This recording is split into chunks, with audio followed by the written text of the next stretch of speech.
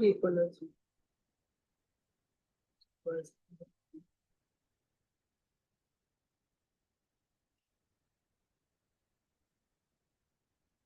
ah, puedes empezar. Bueno, bienvenidos. Estos son los seminarios del CIMA, Becao y PAESI. Y hoy tenemos el agrado de tener a Elio Campitelli y a Paola Corrales. Elio Campitelli se doctoró acá en el Becao en 2024 y se mudó a Australia porque empieza con la misma letra y usa el mismo enchufe. Te lo llevo. Ahí estudia el hielo marino antártico y su interacción con la atmósfera en la Universidad de Monash, dentro del Centro de Excelencia Securing Antarctica's Environmental Future, SAEF. Paola Corrales hizo el doctorado en Ciencias de la Atmósfera, también acá en el DECAO, donde buscó mejorar el pronóstico de tormentas severas, asimilando observaciones de satélite. A lo largo del camino aprendí un montón sobre programación, desarrollo de software y HPCs.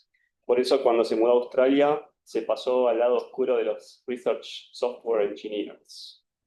Ahora trabaja como RCE en el proyecto 21st Century Weather, ayudando a investigadores y estudiantes a entender cómo va a cambiar el tiempo gracias al cambio climático.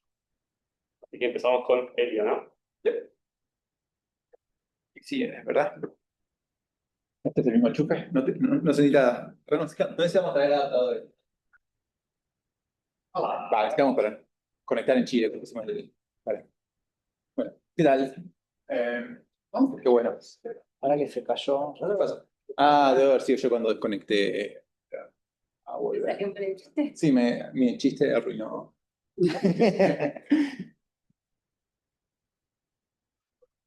Creo que ahí va a ir. ¿O no? Está bien.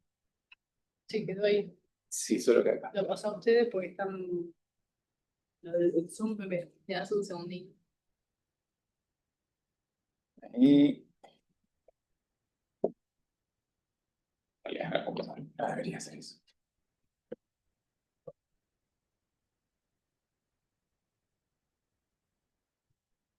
Le estoy sacando tiempo de aquí. Ahí está. A ver. Listo. Perfecto. Ok. Bueno, entonces sí, como decía, como la presentación. Yo estoy en la Universidad de Monash y que... y lo que estoy estudiando, estoy en este centro de excelencia, que es esta forma que tienen en Australia de financiar la ciencia, de generar proyectos de 7 años donde hacen un centro con un cierto tema, y este es el tema de estudiar la Antártida desde la parte física y social y biológica.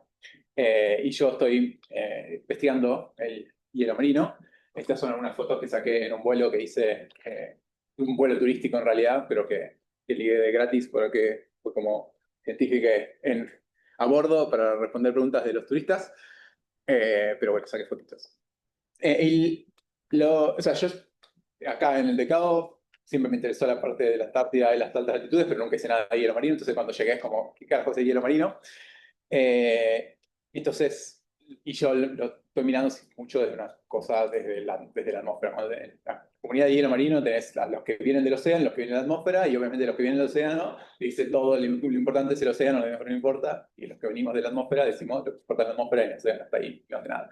Entonces, ese es el sesgo por el cual va a venir esto. El proyecto lo que voy a empezar acá viene motivado por estas observaciones que tenemos de el área de hielo antártico. Bueno, esto es espagueti que muestra que lo que veníamos teniendo hasta más o menos 2016 es que el hielo antártico estaba más o menos estable e incluso empezó a aumentar. Y había mucha discusión de por qué estamos con cambio climático, calentamiento global, pero el hielo del Ártico sí estaba decayendo, pero el hielo de la Antártida no. Hasta que en 2016 cayó y se desplomó y ahora estamos en una especie de estado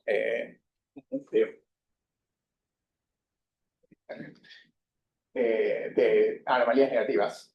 Y hay ciertas discusiones sobre que esto tiene que ver con un cambio de tipping point o un cambio de punto fijo del sistema dinámico que es el hielo del marino antártico. Entonces, hay ciertos indicadores, por ejemplo, la autocorrelación, si vemos acá como la autocorrelación en ventanas de 10 años, decimos el LAG6, venía baja y empezó poco antes, empezó a subir. Hay ciertos problemas con esta medida que estoy trabajando con eso, o vamos a trabajar con una alumna. Pero la idea es esa, y si uno ve dentro de la teoría de los sistemas dinámicos no lineales, cuando está cerca de una bifurcación, cuando los parámetros cambian, el punto fijo puede cambiar. Cuando está cerca de una transición hay ciertos indicadores que cambian antes de la transición y que te dice que algo está por pasar, cuidado. Y uno de ellos es la autocorrelación, es esto, acá, y otros distintos. El problema es que para hacer este tipo de análisis es imprescindible tener las ecuaciones del sistema. Si no tienes las ecuaciones diferenciales de cómo evoluciona el sistema, no puedes hacer este tipo de análisis.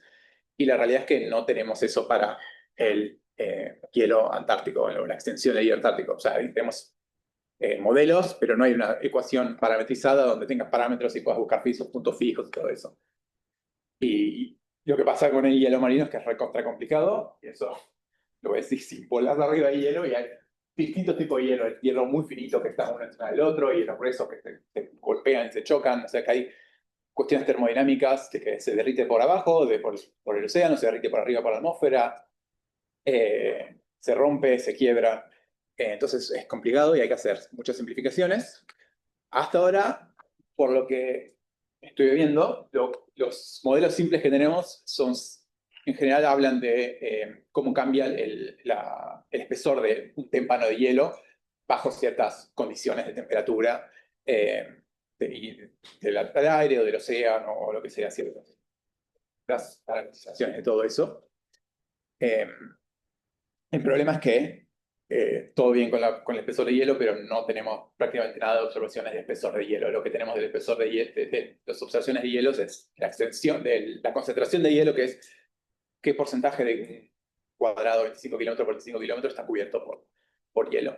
Y no hay casi información del espesor. Entonces, si bien estos modelos pueden servir para poner los modelos climáticos y demás, no sirven para validar con observaciones de forma fácil. Entonces, mi idea es empezar desde el modelo de la cosa más simple posible, usando la concentración. Entonces, lo que yo pienso es que tenemos un cacho de océano y hay agua y hay hielo.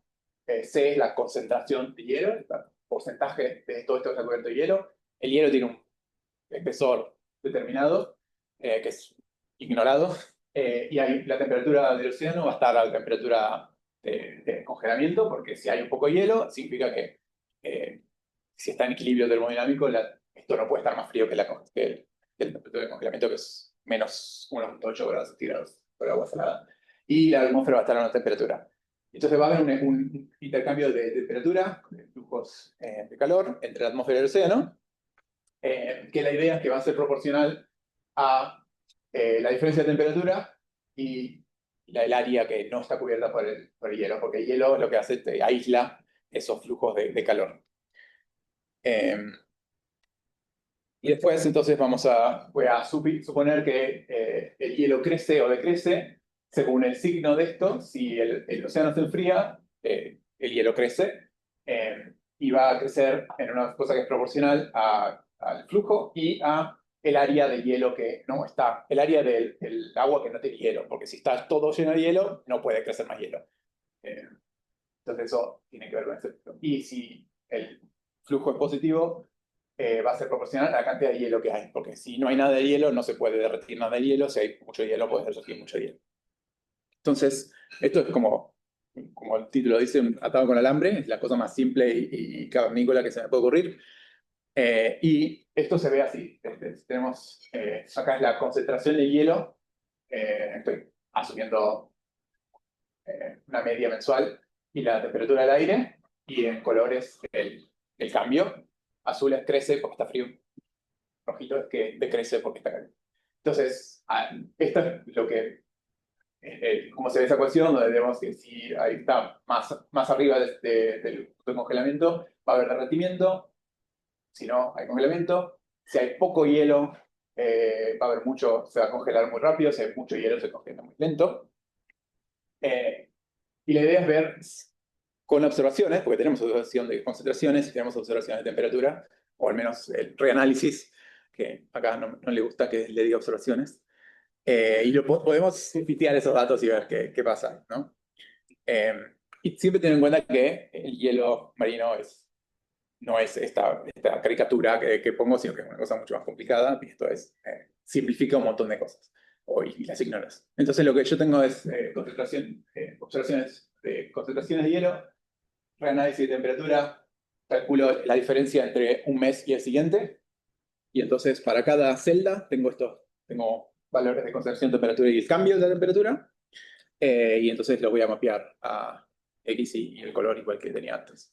Y esto es lo que se ve con las observaciones. Entonces, es bastante parecido. Al menos tiene sentido, ¿no? Que tenemos, cuando el aire está muy frío, el hielo crece, cuando el aire está muy caliente, el hielo decrece.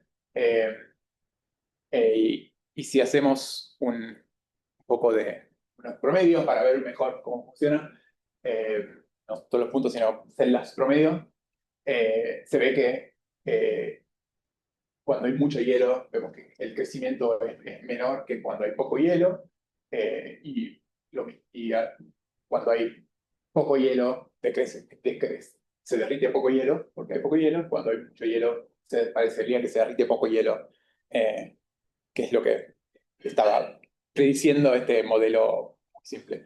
Una cosa que el modelo no predice es esto, que es que los 0 grados, digamos, lo que divide entre la región donde hay crecimiento y derretimiento de hielo, en realidad depende de la concentración del hielo marino. Que eso no es parte del modelo que yo proponía originalmente. Entonces, esto es algo que estoy tratando de ver cómo parametrizarlo, cómo explicarlo físicamente, de una manera que no sea demasiado ad hoc, pero es algo interesante. Entonces, sí, para ver cómo depende el crecimiento con la concentración de hielo, voy a hacer estos dos cortes en la parte donde hay derretimiento y donde hay crecimiento a distintas temperaturas medio arbitrarias. Y la línea gruesa son las observaciones, los promedios de las observaciones, y la línea punteada es el modelito simplificado que proponía antes. Y lo que sabéis es que, bueno, cuando estamos en la parte de derretimiento, cuando la temperatura es mayor que 0 grados, la forma, lo que predice está bastante bien. Está que tenemos 0 derretimiento cuando no hay concentración de hielo, 0 derretimiento cuando el hielo, o muy poco derretimiento cuando hay mucho hielo, y el máximo derretimiento es cuando estamos en la mitad, cuando hay esos efectos de que el hielo aísla el océano, entonces no deja que haya intercambio con la atmósfera, se balancea con la cantidad de hielo que hay para derretir. Y cuando en el régimen de crecimiento, más o menos pasa también que tenemos poco crecimiento cuando hay mucho hielo, y más cuando hay menos hielo, aunque acá pasan cosas raras. Acá hay una cuestión que es que las observaciones, cuando hay poco hielo, no son muy falibles, tienen mucho error, porque cuestiones del satélite, de la microonda, de cómo. Entonces, también ahí a las observaciones tampoco se les puede creer tanto. Pero bueno, tampoco es que vamos a decir, no, el modelo está bien, las observaciones están mal. Y una cosa que también falla es acá que tenemos que, incluso a menos 10 grados centígrados, en promedio tenemos un ligero derretimiento de hielo en las observaciones, cuando las concentraciones de hielo son muy altas.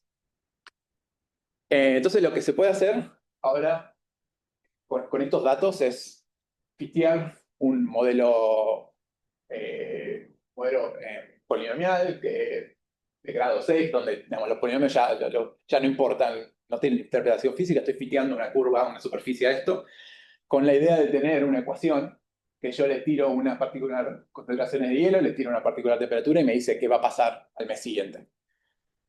Y entonces ahora tengo una ecuación de prognosis de que yo tengo, si sé este mes qué temperatura promedio hay y cuánta concentración de hielo hay, me dice cuánta concentración de hielo va a haber, o el cambio de cuánto va a haber.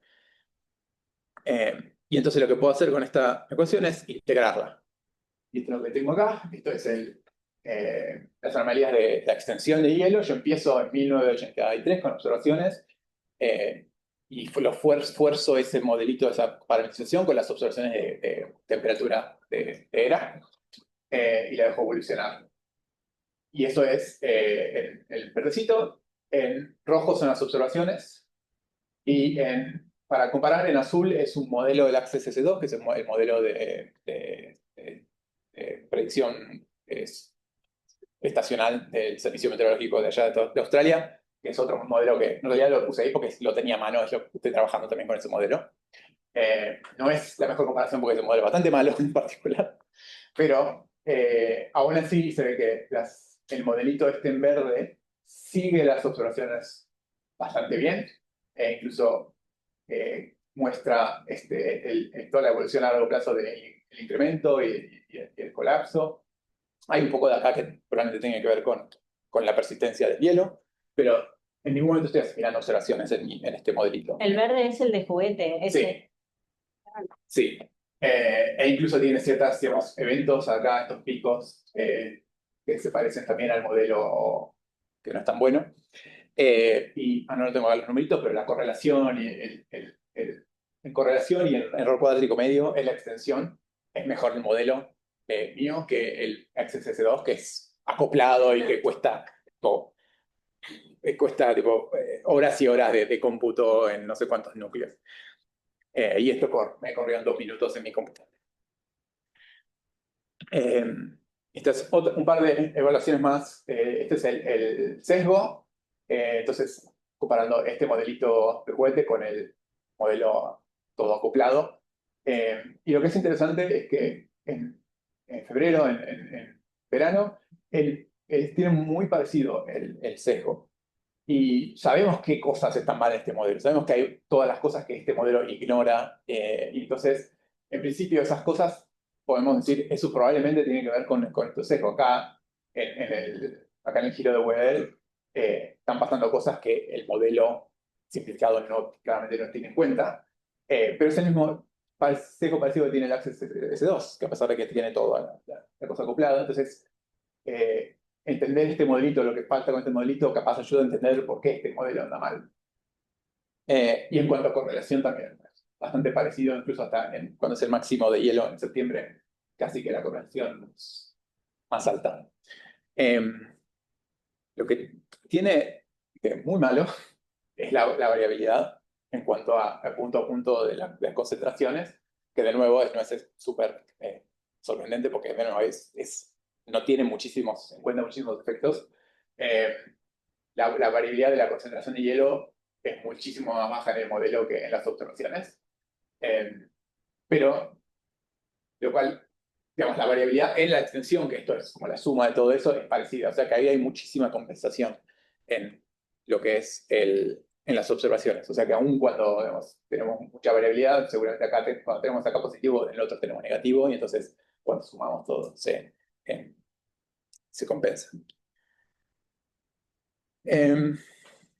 Bueno, más hielo.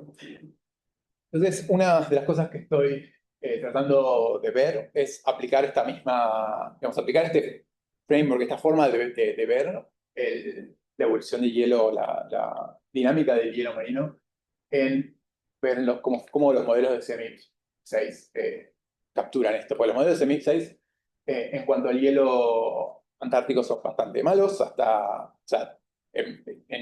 prácticamente ninguno simula en las corridas históricas ese aumento que vimos en 2016 y después el colapso, ni de cerca. Todos pierden.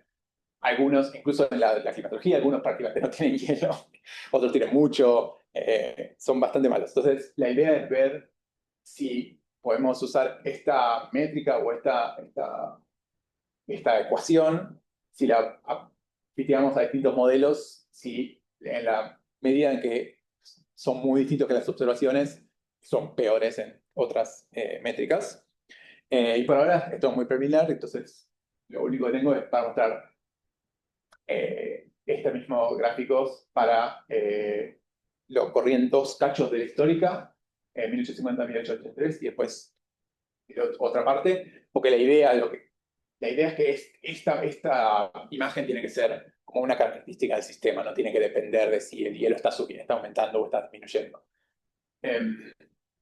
Y se ve que es relativamente estable, hay algunos problemas con falta de datos donde acá ya los modelos se calientan tanto que no tenemos temperaturas tan bajas, pero son bastante estables en cuanto a que se parecen uno al otro. Y acá en violetita está el cero de las observaciones, como una especie de visualización de qué tan cerca de las observaciones están. Hay algunos, como este, que está bastante cerca, pero hay muchos que están como muy calientes, como que se derriten hielo a temperaturas que en realidad en las observaciones tendríamos producción de hielo. Y otros tienen lo contrario, tenemos producción de hielo donde en realidad tendríamos derretimiento. Y si vemos eso en las proyecciones, y hay uno, el Ghost, que está completamente loco y que no tiene variabilidad, no genera. El crecimiento y el decrecimiento es muy bajo comparado con las observaciones y los otros modelos. Y después es para proyecciones, el SPS son unas proyecciones 8.5, 5, que es el rango muy alto de emisiones, probablemente no realista, pero la idea no es asegurarnos de que esto es más o menos estable, que no cambia según el estado del modelo. Y para verlo cuantitativamente, lo que estaba calculando es el error cuadrático medio entre los modelos y las observaciones en los distintos periodos. Y en algunos son estables, en otros no. Por ejemplo, esto toma de más o menos parecido. Pero hay algunos modelos como este LFPOS que tienen muchísimo error cuando corren las corridas históricas y el error de repente baja en la corrida SP5, y otros que la corrida en las proyecciones tienen mucho más error que en los históricos. Todavía, no sé por qué, y por eso es súper preliminar. Entonces eso es todo. Esto es el modelito de hielo atado con alambre que corriendo en una computadorita le gana al modelo de pronóstico con asimilación de datos y corriendo en una supercomputadora. Gracias.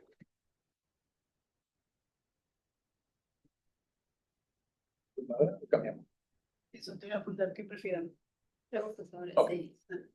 Bueno, preguntas ahora en serio.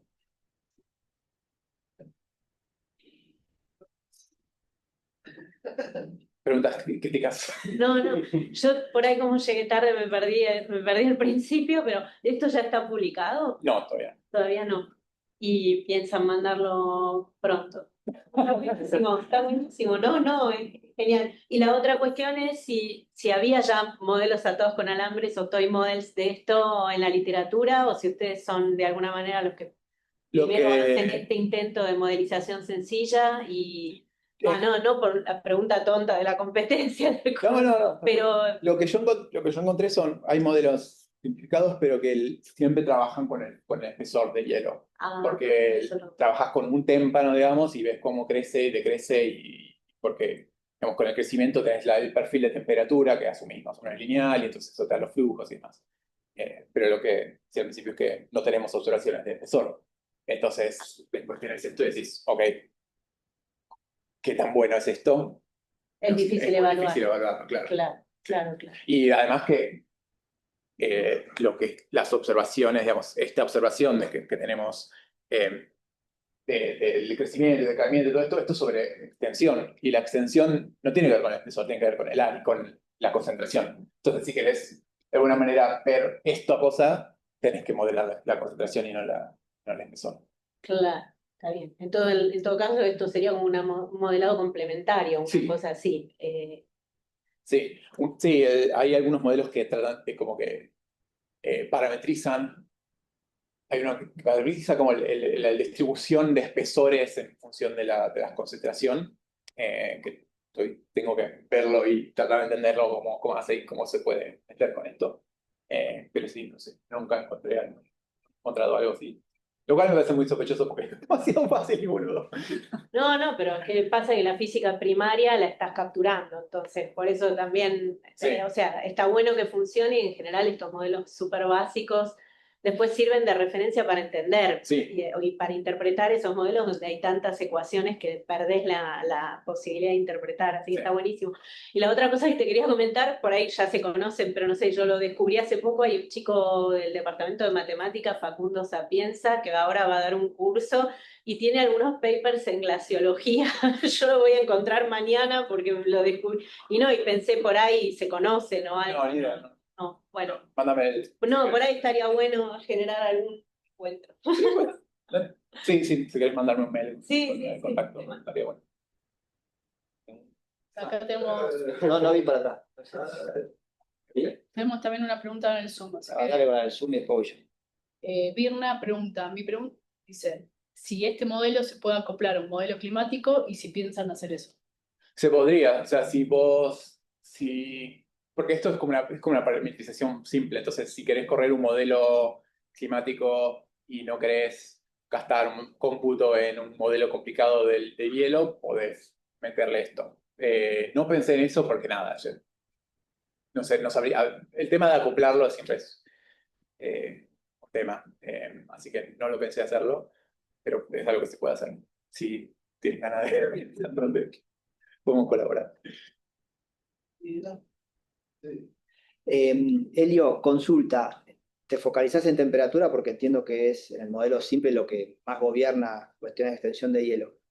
Pero ¿tendría sentido sumar precipitación a la hora de hacer el cálculo? Y te digo porque al ver eso, el quiebre ahí, lo que es en diálogo con las zonas de articulaciones que estamos haciendo con el Instituto Antártico, cada vez son más frecuentes las lluvias líquidas en la Antártida. Sí. Entonces, ahí algún parámetro que permita cuantificar como para entender el debilitamiento, si tendría sentido o no, sabiendo que entiendo que es la temperatura lo que va a gobernar más, sobre todo lo estacional, pero tal vez en verano, en una variante del modelo en verano, tendría sentido o no sumar algo de precipitación. Puede ser.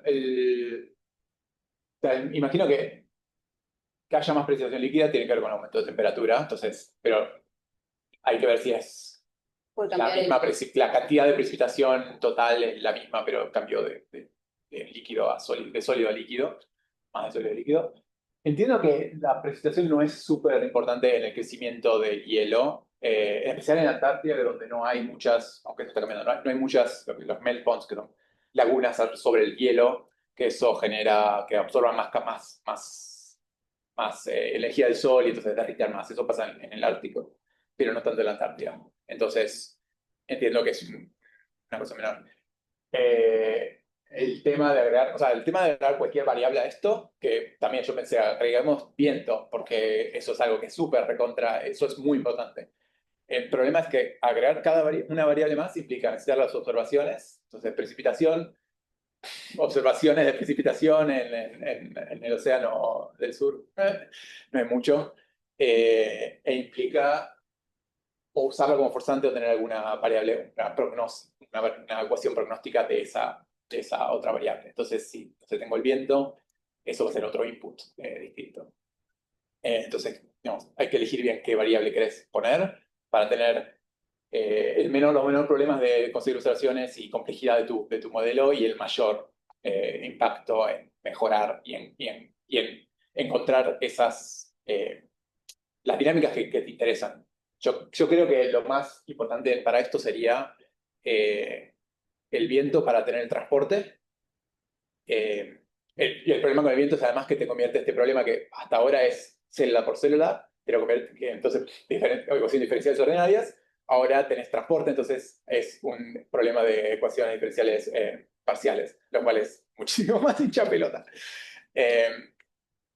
Y entonces, nada. Y otra cuestión es cuestiones del océano, que acá yo estoy tomando como que no pasa nada, pero hay variaciones y hay upwelling de agua más caliente que viene de abajo, y eso va a impactar también mucho en el derretimiento. Yo, de hecho, una de las cuestiones que estaba tratando de explorar para ver este tema acá de por qué esta línea del cero depende de la concentración, es pensar qué pasa si yo incluyo un término de upwelling, de que hay siempre un derretimiento que es constante, que viene de abajo. Y entonces eso me haría que para que crezca hielo, el flujo de la atmósfera tiene que balancear el calentamiento que viene de abajo, y entonces cuando tenés concentraciones de hielo muy grandes, la atmósfera tiene que estar mucho más fría para que el flujo sea mayor y entonces balancee. No funciona así directo, para ver esto mejor hay que poner que ese flujo depende también de la concentración, lo cual empieza a ser un poquito ad hoc, aunque físicamente puedes pensar que cuando tenés que para que haya ese upwelling necesitas interacción con la atmósfera, con el viento, que haga la mezcla. Entonces, pero si tenés todo cubierto por hielo, no hay mezcla, entonces hay menos upwelling. Ponele, pero bueno, empieza a ser un poco más ad hoc. Y además ahí nada, tenés el upwelling, entonces necesitas observaciones del océano, observaciones del océano, observaciones debajo del océano y en la Antártida, lo cual hay re poquito. Luis, Si el modelo también es aplicable al Ártico. No sé, no lo digas en el Ártico. Se podría ver. En el Ártico hay otras complejidades, como decía lo de los melt ponds, que generan, digamos, otras cosas, y la geometría del Ártico hace que el transporte también sea muy importante, porque tenés los continentes ahí que te joden, de que puede crecer hielo porque hay un continente, que no pasa tanto en la Antártida, donde crece hasta donde puede crecer. Pero sí, se podría aplicar y ver qué tan bien funciona.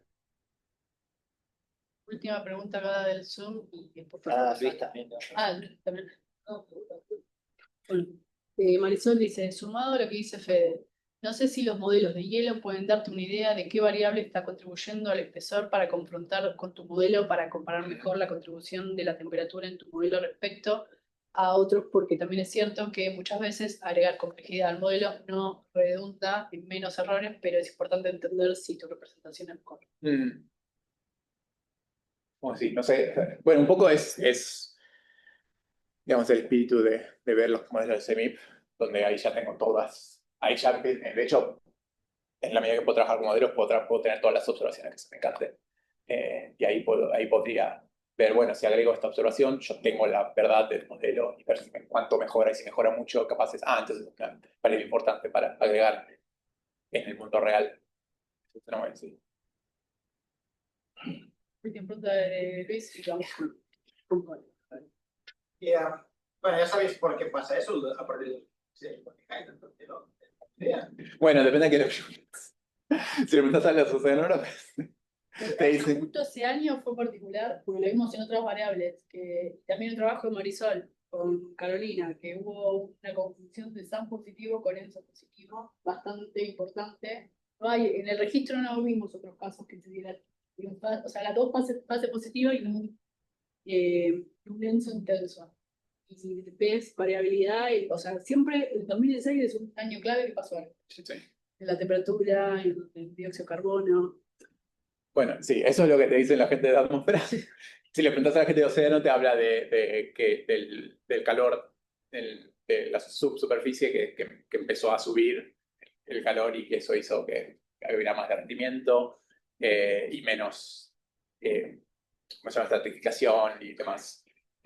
Yo creo que, no sé, estuvimos décadas o años y años que no entendíamos por qué aumentaba, y no creo que en estos pocos tiempos ahora entendemos por qué disminuyó de una manera tan fácil. Obviamente hay más calor, porque no es lo único que puede pasar, de dónde viene y todo demás. Y has explicado el diagrama de fases de queda así. Este modelito, sí, o sea, el diagrama de fases es. No, perdón, sí. Hice algo así, el equilibrio básicamente es esta línea, ¿no? Es donde 0 es el punto fijo, que se da cuando no tenés nada de hielo y estás, bueno, en realidad, perdón, digamos, acá, ¿no? Este sería el modelo más idealizado, entonces tenés 0 acá porque no estás por encima de la temperatura de derretimiento y no tenés hielo, o tenés un inestable acá, donde estás justo en el medio, y después hay otro acá. El problema de esto es que en realidad, como no tengo una ecuación para la temperatura, esto en realidad no hay acople, no hay no linealidades ni nada, es nomás, digamos, le pones la temperatura y sale. Yo he tratado de agregarle un cachito de la temperatura y medio que sale el de acá, entonces que se congela todo. Pero digamos, lo que sale un poco es que el hielo responde a la temperatura, básicamente. No tenés tanta no linealidad y acople entre lo que pasa y el hielo, a menos en estas escalas. Sam, ¿Cómo? Sam. ¿Sam? Digo, mira, tu tesis. Ah, no, bueno, esto es temperatura más de la circulación y todo eso, sí, es otro tema. Pasamos a...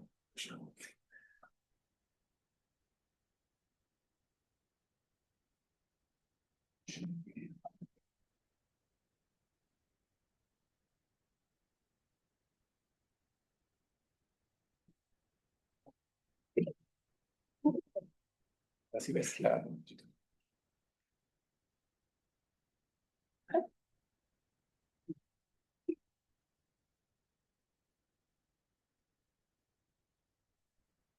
Ahí va. Justo antes de que empezara mi nuevo trabajo como ingeniera de software para investigación, suena un montón en español.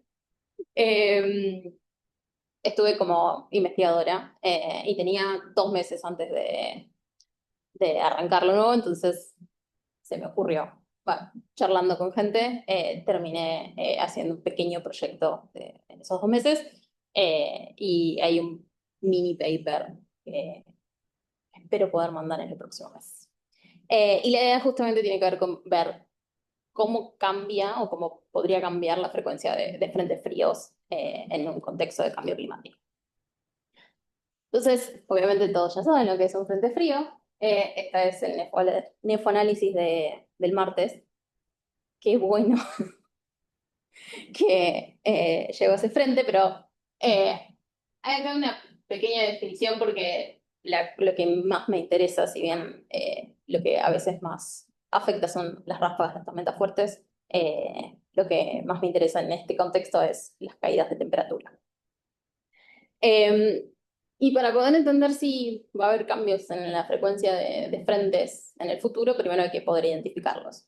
Y hay un montón de técnicas para identificar frentes que más o menos van hacia el lado de identificar gradientes de temperatura o de humedad, las dos cosas, o cambios en el viento meridional. Y son técnicas en las que podemos confiar.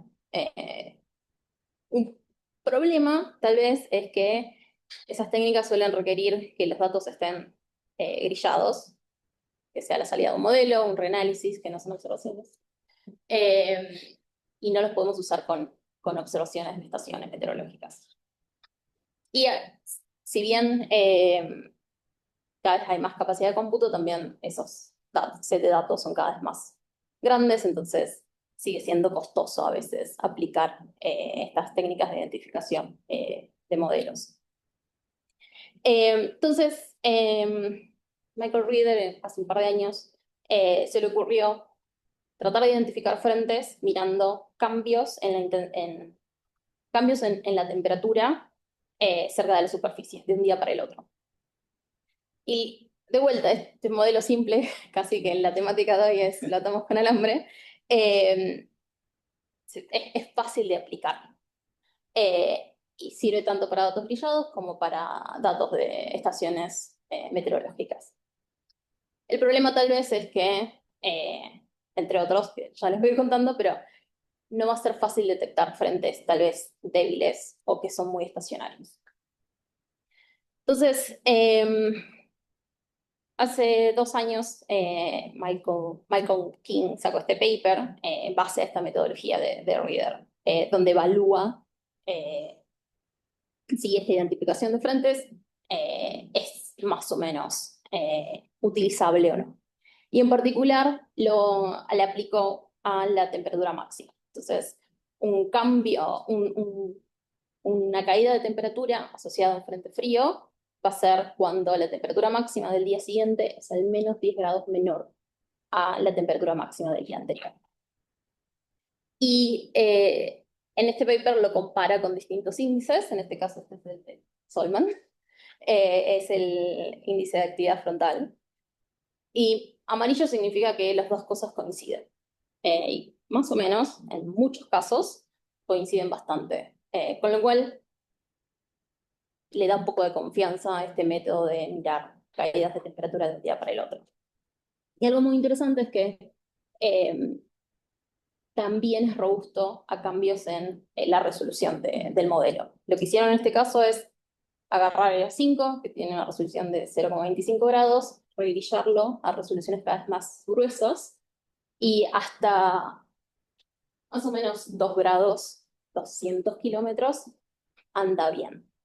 Y eso es como máximo lo que ahora tenemos como modelos climáticos de CEMIP, por ejemplo. Entonces, nos da también la idea de que se puede aplicar a los set de datos actuales que tenemos.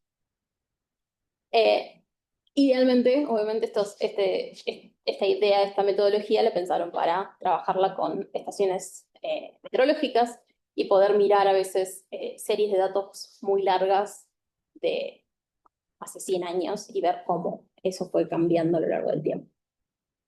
Entonces, frente a esto, lo primero que hice fue decir, vamos a probar con datos que conozca. Y tenía en algún lado guardado hace 10 años datos de estaciones de acá, de la base de datos de Claris LPB. Tiene poco más de 10 años. Y simplemente lo que hice fue eso, restar la máxima de un día con la máxima del día anterior y fijarme si esa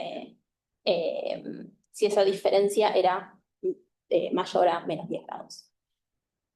Y es interesante porque, o sea, si bien la forma, el patrón más o menos tiene sentido, en la región de Buenos Aires aparecen como que hubiera 2, 3 frentes en el año. Y no es cierto eso, creo que la experiencia de todos es bastante distinta. Pero al menos coincide un poco con la climatología, con algunas de las climatologías que hay dando vueltas sobre frentes fríos. Por ahí no en magnitud, pero sí en el patrón general. Esto me hace pensar que tal vez ese umbral de 10 grados no es del todo válido o hay que mirarlo con un poco más de lupa, que es una de las críticas que le hacen a los métodos más complejos también. Pero bueno. Y también mirando esta comparación que hacen entre distintos índices, justo en nuestra región es donde a veces falla un poco este método. O sea que claramente hay otras cosas pasando que no se capturan con esta simple resta de temperaturas. Pero volviendo a la pregunta inicial de cómo van a cambiar la frecuencia de frentes en el futuro de cambio climático, lo que hice en estos 2 meses que tenía fue agarrar modelos de CEMIP, 6, simulaciones históricas y proyecciones. Creo que analicé todas, me terminé quedando con la más extrema porque siempre es la más extremista. La idea era agarrar la temperatura máxima a 2 metros, calcular, tomar este delta T, la diferencia entre un día y el anterior, y ver cuántos días tenían este menos 10. Con eso obtener la frecuencia de frentes fríos y hacer la resta del futuro menos el pasado cercano y ver si hay un cambio. Y antes de ponerme a hacer todas esas cuentas, dije, bueno, primero voy a calcular yo una climatología con ERA, me fijo a ver si está todo bien, si no le estoy pifiando en algo, y me encontré con esto. Esto se parece bastante a todas las cosas previas que yo les venía mostrando y todas las cosas previas que yo había visto, con frecuencias más o menos razonables de frente sobre los continentes, pero nada en los océanos. Y obviamente, con relativamente poco esfuerzo me di cuenta que la variabilidad en el océano es muy chica y que esta resta usando un -10 como umbral no estaba capturando los frentes en los océanos. Entonces, después de mirar distintas maneras de encarar el problema, distintos umbrales, uno para el océano, otro para los continentes, terminé quedándome con percentiles. Decidí usar percentil 2.5, o sea, el valor extremo asociado a frentes tal vez bien intensos, o sea, restas de temperatura muy negativas. Y elegí el 2.5, porque sé que va a ser una pregunta tal vez de ustedes y de los revisores en poco tiempo. Primero porque si uno se pone a ver cuál es ese umbral asociado al percentil 2.5 en la zona del sureste de Australia, es -10. Y eso puso muy feliz a la gente. Porque más o menos seguía usando lo que ya está súper usado y probado en la región. Pero además porque o sea, estaba pudiendo ver los frentes en los océanos y coincide con las climatologías previas que había. Entonces me fui por ese lado, con por ahí el problema que iba a estar detectando cosas en los trópicos que probablemente no eran frentes, que por ahí tenían la pinta de un frente, pero no necesariamente un frente de latitudes medias como lo conocemos. Entonces, ahora sí, con esta receta actualizada, hice la diferencia de la frecuencia de frentes por año en el futuro, 2080-2100, menos la frecuencia de frentes 1980-2000, y este es el resultado. En azul son regiones donde se espera una disminución de los frentes, y esto es particularmente importante en el hemisferio norte, sobre todo en los océanos, pero también sobre los continentes, excepto Europa. Y en rojo, zonas donde hay un aumento esperado de la frecuencia de frentes. Y en el hemisferio sur se ve tal vez un cambio un movimiento hacia el sur de la región de los frentes y un aumento sobre los continentes. Y esto es bastante parecido a lo que encontraron otros autores usando métodos de detección de frentes más complejos. Tal vez no hay ninguna persona que haya hecho exactamente lo mismo con CEMIP 6, pero sí hay algunos casos particulares con CEMIP 5, y también mirando simplemente el periodo histórico, los resultados correlacionan, con lo cual la resta de la temperatura de un día para el otro parece que en líneas generales funciona. Y en parte es porque no nos interesa exactamente cuántos frentes, sino la diferencia entre frentes en un periodo y en el otro. Y esto es el promedio zonal. Y está bueno porque te ayuda un poco a ver estos aumentos importantes sobre tierra en el hemisferio sur que de alguna manera son los que más nos van a afectar. No nos interesa el hemisferio norte. Las series temporales de esto son interesantes porque muestran que estas tendencias ya vienen desde antes. No es una cosa no es solo las proyecciones que están mostrando algo, sino que el histórico también desde hace... acá estoy mostrando de 1900, los históricos vienen de 1850 con el mismo signo. Y si bien tal vez en latitudes muy altas, 50 grados, los modelos dejan de coincidir tanto en lo que ven, el signo del cambio, o sea, pocos frentes o muchos frentes, coincide bastante entre los modelos. Entonces, tomando con pinzas los modelos de CEMIP y los problemas que sabemos que a veces tienen, creo que en líneas generales el resultado es más o menos robusto, sí, si me dejan usar esa palabra. Finalmente, lo último, nos pusimos a pensar el porqué, los mecanismos que hay detrás de esto. Y no hice mucho porque de vuelta tenía 2 meses, pero pensando en esta idea de que los cambios en la variabilidad de la temperatura en altitudes medias depende de cambios en los gradientes de temperatura globales y la mezcla turbulenta, miré 2 cosas. Primero, si los cambios en el gradiente meridional de temperatura correlacionan con los cambios en la frecuencia de frentes y si tal vez tiene que ver también con cambios en los storm tracks. Y en particular lo vi a través de la energía cinética turbulenta. Y creo que para sorpresa de nadie, la relación entre el cambio en el gradiente meridional de temperatura y el cambio en la frecuencia de frentes es positiva. O sea que, particularmente en el hemisferio norte, donde por la amplificación polar se espera una reducción en el gradiente meridional de temperatura, también eso está asociado a una disminución en la frecuencia de frentes. Y en el caso de los storm tracks, pasa más o menos lo mismo, excepto sobre tierra en el hemisferio sur. Y una cosa interesante es que ya hay estudios y se ve que los storm tracks, la zona de tormentas, tiene un cambio, un movimiento hacia el sur, y eso también correlaciona con el movimiento hacia el sur que se ve en los frentes fríos.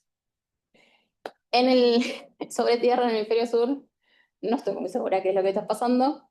Mis hipótesis tienen que ver con, primero que tal vez el efecto de los storm tracks sobre tierra en el hemisferio sur no son tan importantes y probablemente haya otros efectos más de relación entre la tierra y la atmósfera y también el continente y el mar están teniendo un efecto más importante que todo lo que vi hasta acá.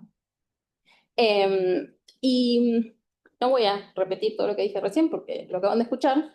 Hay otras cosas que no vimos, otros mecanismos que me hubiera gustado analizar que tienen que ver por ahí con cambios en el campo medio del viento y cosas así que son muy importantes a la hora de la formación de los frentes. Pero bueno, se me acabó el tiempo, me cambié de trabajo. Y ahora ya no publico papers. Lo cual no está tan mal. Pero eso es todo. Gracias.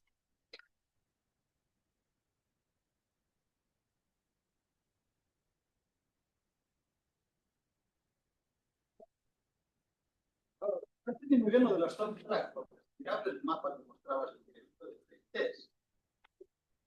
Aquí, ¿no? Si va más para el sur, los frentes no deberían de aumentar, ¿verdad? Al sur, que no me pierdo. Es medio, por ahí es medio sutil, pero Por ejemplo, en Europa, es Europa, ¿no? Claro, y creo que el storm track se va más para el norte. eso es lo que estaba diciendo los storm tracks es en el hemisferio sur solamente. En el hemisferio norte. No, en el hemisferio norte no se ve mucho eso. Pero en el sur, si los storm tracks van para el sur. Los storm tracks se van para el sur. Ahora, ¿a qué altura estarían? Y acá no lo tengo, pero, o sea, acá... No se ve. Si querés puntear con él. Gracias. Es medio sutil de ver el shift cuando es una diferencia, un cambio, pero ahora el máximo de frentes y medio storm tracks está medio sobre la línea esta azul, y cuando haces la diferencia con el futuro, tenés signo positivo abajo y negativo arriba, y por eso se ve el cambio. O sea, el storm track estaba justo encima de un paso de Drake, así. Más o menos. No.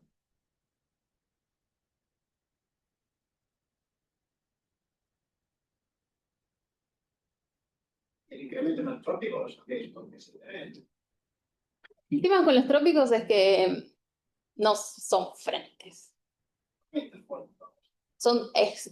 Capaz es un cambio en la variabilidad de la temperatura. Acá yo estoy contando días donde el cambio de temperatura de un día para el otro es súper extremo. Baja mucho, y estamos hablando del percentil 2.5, o sea, son un par de días al año. Parece que con una proyección de cambio climático, esa variación es cada vez más frecuente. Pero sí, no tiene... No. La gente en Australia estudia mucho los trópicos. Yo todavía no los entiendo.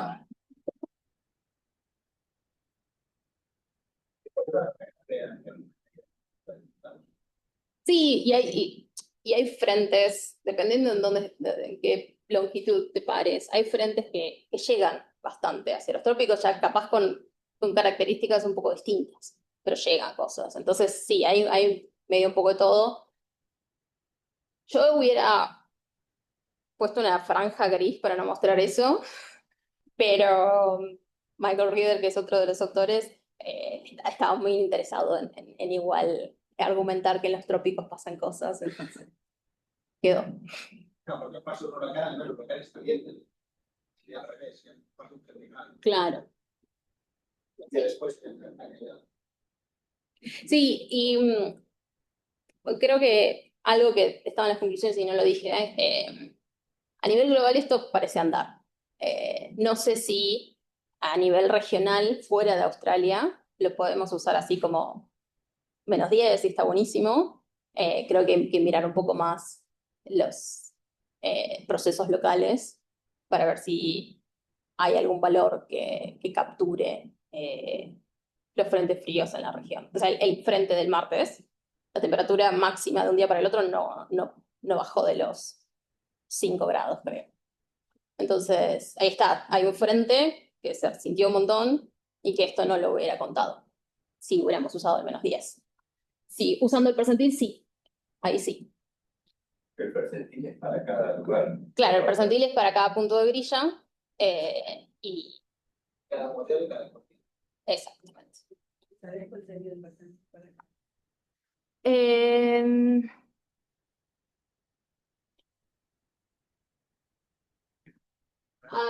Creo que lo había visto, eran 5 o 6.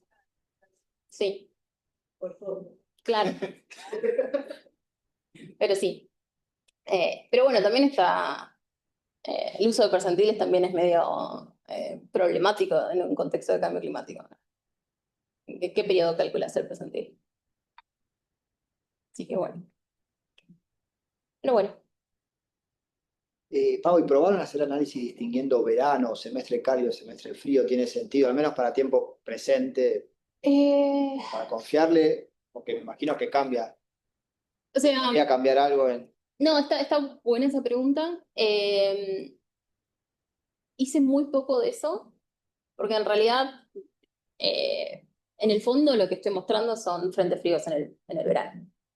O sea, yo usé todo el año, pero en el invierno no vas a tener un frente frío con un umbral alto de cambio de temperatura. O sea que si yo me hubiera quedado, de hecho creo que en algún momento lo hice para la parte de Australia, si me hubiera quedado con los meses de primavera-verano, el resultado es el mismo, porque en el invierno no pasa mucho. Tendría que cambiar tu percentil, o cambia tu umbral de, o sea, cuando calculas el percentil. Podría Invierno- calcular un percentil para invierno y otro para verano.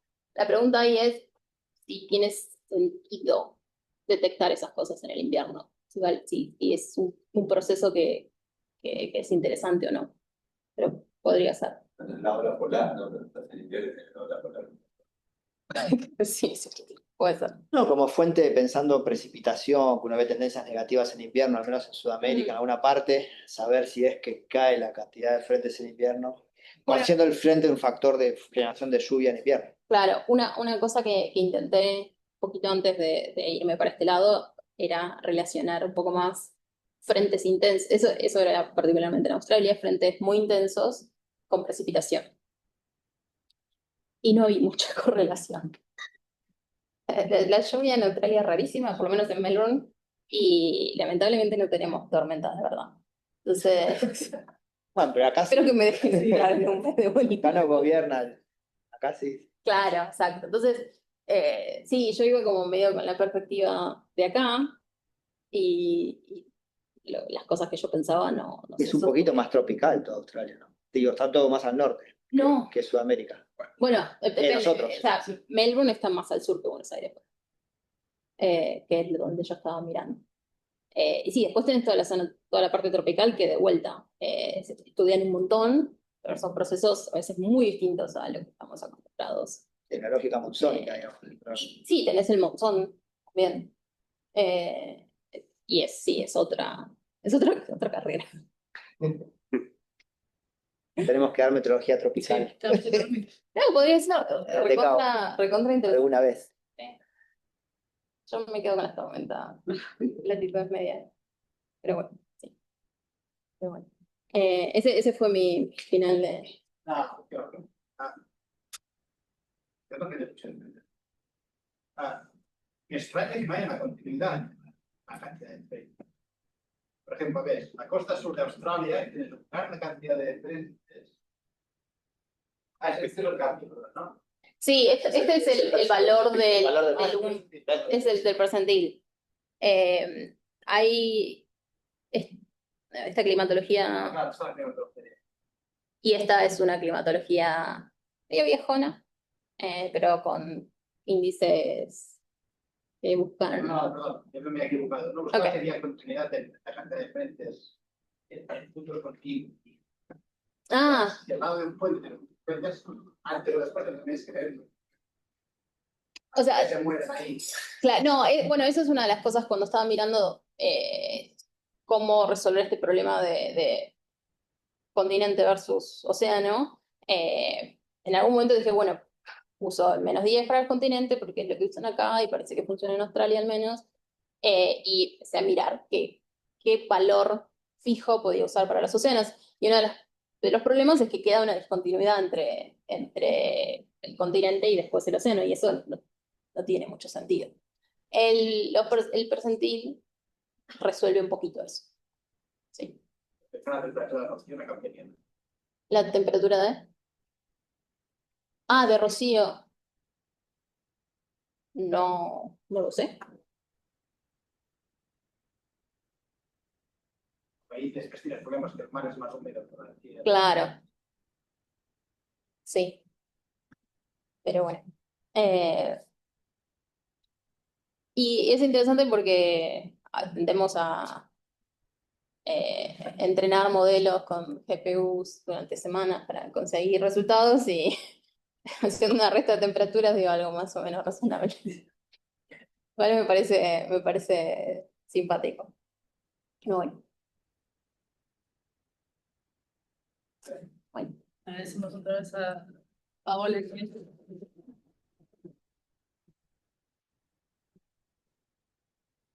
En el chat ahí hubo muchas gracias, excelente trabajo, todos contentos. Hay más chocolate.